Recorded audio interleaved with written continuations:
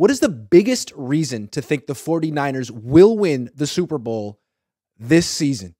Because on this show, I talk a lot about why they're just not quite good enough. Well, funny things happen in sports. Things could break their way. Give me the number one reason why they will win the Super Bowl this year. Yeah, I mean, do you mean why the Eagles will win the Super Bowl? I thought this was an Eagles show. I wasn't Touché. prepared for all of this. No, I'm just Touché. joking. Yeah. Yeah. So for me, I mean, talent. I mean, let's just be real. Quarterback position aside, the 49ers have arguably the most talented roster in football. And so if they can get a little bit of plus from the quarterback position, it's probably enough. I mean, realistically, you look at what's held them back from winning a Super Bowl thus far, it's been the quarterback position. I think that regardless of who it is that they choose, if they go with Brock Purdy, we've already seen it. If they choose to go with one of the other guys, not Sam Darnold, but Trey Lance, and have him be the starter, then that's telling you that they think he's better than Brock Purdy, which means that they've got an upgrade over Jimmy Garoppolo, which has ultimately held them back. And I think the roster is just uber talented, man. I really do. And I think that that is the biggest reason why the 49ers would win the Super Bowl. Okay. That was a good answer. All right. I'm going to go a different direction. I'm focused. I mean, the defense is a constant. The defense has been great. Don't know that you can win a Super Bowl with defense anymore. And it's not the Niners' fault. It's kind of what the league wants. So I'm focused on the offense. And, you know, they say you really can't win a Super Bowl with a running game anymore. Niners came so close a few years ago. And you could argue that they would have pulled it off if Kyle had just committed to running the ball with a lead. You could argue that they would have won a Super Bowl with Jimmy Garoppolo, like this generation's Brad Johnson, just by running the ball. And Kyle stopped. So let's say that, you know, this year they may have the strongest running back room they've ever had. Now, Raheem Mostert was special, and you can't replicate what he did. But, I mean, between McCaffrey and Mitchell and Mason and Debo and now maybe Laburn too, it just seems like you got like 5 guys. And if Ty Davis Price wants to contribute, that's 6. It seems like what happened last year was the running back position fell apart in week 1, both last 2 years. If that doesn't happen this year, and let's say Trey Lance starts and he adds to the running game, like this is a team that could legitimately have the best rushing attack they've had under Kyle Shanahan. And maybe they buck the trend and actually run the ball. Maybe as they go along, Trey Lance improves and is not just a one-dimensional offense. I guess like the biggest reason to think the Niners win a Super Bowl this season is the running game should allow some quarterback, preferably Trey, to get his feet underneath him and then come along for the party and then win the Super Bowl. I guess that's it. I mean, that would be huge. And if you think about it, look at the running games that the 49ers have put forth with Kyle Shanahan. If this is the best running offense they have, that says something. And that probably is good enough to win a Super Bowl. And I think that's a big reason why the 49ers are always in games. And it's why you see them show up on a regular basis. They don't get blown out too often. They're always in games. It's because they have a good defense and a good running game. And if this is the best running game they've had, coupled with a top 3 defense, can be hard to beat.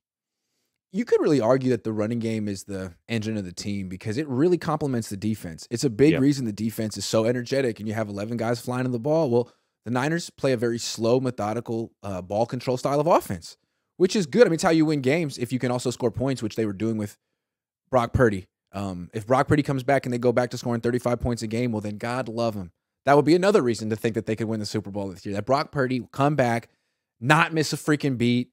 He's Fran Tarkenton, Kurt Warner mixed in one, little Tom Brady and Joe Montana sprinkled in. And this is his league now. And this is his world, in fact, and we're just living in it. That could be the case. Yeah. That could be the case. Although I think that's kind of down the reasons of to me, this is a running team. And you know, that's how the Shanahans have always been. They got Bobby Turner. That's the ace up their sleeve. If they're gonna win, it's with the Terrell Davis type performance. And they got McCaffrey. I wonder if you asked Bobby Turner, is McCaffrey on that level? Maybe not, but maybe not. Close. Is it as I don't know. simple as saying the 49ers win the Super Bowl if Debo and CMC are both healthy and playing top level football come playoff I mean, time? I I don't mean, it might be know that because look simple. look at some of these quarterbacks in this league. It's hard to say, but maybe the way like the Niners style, they came so close to beating the Chiefs this way a few years ago, and you could argue that Kyle blinked, and if he had just stayed true to the identity of the team, that they would have pulled it off. But I don't know. Maybe he disagrees because he started throwing for some reason. Yeah. I don't know. Debo was this close to getting MVP if they would have just kept giving him the ball, and I that mean, was Mostert was rookie playing well Debo. too. I don't Yep. even get. I'll never really understand that one because I mean, well, you had Jimmy Garoppolo, so I get it. You know, he just exudes confidence and True. helps build. Anyway, those are some reasons to think the Niners will win the Super Bowl. Which games are you most excited about? Travel. It's a good question. Jacksonville. I've always wanted to see what that's about. Never been to Jacksonville. Honestly, I've never been to Jacksonville. That's like a bucket list thing. And Pittsburgh's fun. I've been to Pittsburgh, but not in about 10 years. Same with Cleveland. I think those two places are underrated. They're kind of close to each other. I want to go. It'll be fun. Philly will be cool too. I'm going to Pittsburgh. I'll be there week 1. I already got my ticket, so I'm excited about that one because it's somewhere I haven't been. And plus, Pittsburgh is a historic team. I think that's another thing is for me, if I'm going to travel and pay $1,000 to leave the state and go watch a game and do whatever, then it's got to be a historic team or a team with really, really good players that I'm watching that are opposing the 49ers. And I think the Steelers meet the first criteria for sure. Minneapolis is a great town too. I went there last year for the joint practices. Great food town, almost like on par with Chicago. It's not far from Chicago, but it's a whole different feel from Chicago. It's not on one of those big lakes. It's just got a million little lakes and parks and stuff. And if you've ever seen Purple Rain and you remember those scenes where like Prince is kind of brooding on his purple motorcycle going around town, you know what I'm talking about. It's really nice. That's it. So I like pretending I'm in Purple Rain when I'm there. It's a really nice town, and the visual, yeah, the stadium, yeah, just thinking about my whole life when doves cry. The stadium's downtown. I like a downtown stadium. Pittsburgh's got that. Philly's, it's not really downtown. It's like South Philly, although it's not too far. Philly's cool. I like Philly. What else? Yeah, What are the I other haven't. ones? I really haven't traveled a lot. I mean, I've been to Jacksonville, DC.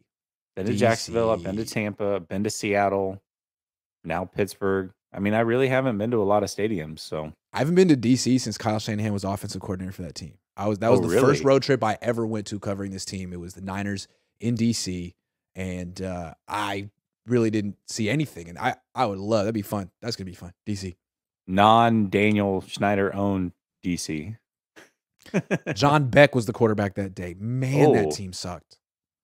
Never really got it with Kyle Shanahan back then, but he's come a long way since the John Beck days.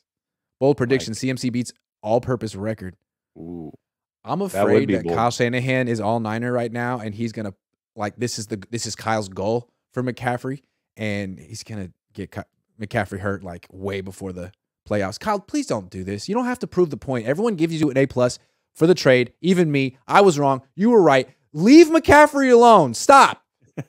You have Mitchell. Mitchell's like legitimate, like arguably, not even arguably, statistically a better ball carrier than McCaffrey. Use them both. Mason's good too. He's also statistically a better ball carrier than McCaffrey. Like, use all three of them. Yeah. Nothing wrong with that. It's okay. Like, if McCaffrey gets 11 carries, Mitchell probably should get 12. I'm not saying Mitchell should get more touches or snaps than McCaffrey. That's different, but damn, Mitchell's so good. So good. Especially when he's healthy. If you could keep CMC to 17 touches a game, roughly, perfect. That's the way to go. In the regular season? Yeah. Why would you do more? Especially if give you him can 25 win. in the playoffs. He can get 25 in the playoffs. Who cares? I feel like sometimes people feel like, why are you whining, Grant? You don't even root for this team. Right. But this is the kind of stuff I was saying about Trey Lance last year. Hey, I'm a little uncomfortable with how much they're running Trey Lance. I was saying I'm a little uncomfortable. Week 1 Chicago, that didn't really sit well with me. Please stop running him between the tackles. Please stop. I even said in the keys to the game, don't use him like a fullback. And then week 2, and I was like, maybe I should have been even a bigger whiner about this the whole offseason. So, Kyle, please don't get McCaffrey hurt from overusing him, please. Please. Because you'll say, it's not my fault. And then a lot of people will say, yeah, it's not Kyle's fault. But I'm going to be like, no, it's your fault. I've been saying it since May. Because I told you. Yeah, man. Come on. Yeah, so all Niner. But it is true. I mean, I don't know. There were a lot of games that I remember tweeting out towards the end of the game. Why is CMC still touching the ball right now? What is going on? There's no point in doing this. It always felt like Kyle was trying to. He got a lot of flack. Like a lot of teams wouldn't have traded that much for a running back, or maybe they would have. But when Kyle did it, people were like, "Oh, that's a bet." I didn't like it. Didn't feel like it was going to move the needle that much with Jimmy Garoppolo at quarterback, and I felt like he was being like, "Oh yeah, oh yeah, there's another touchdown, huh? There's another touchdown." It's like, okay, Kyle, you proved your point. You went DJ Khaled.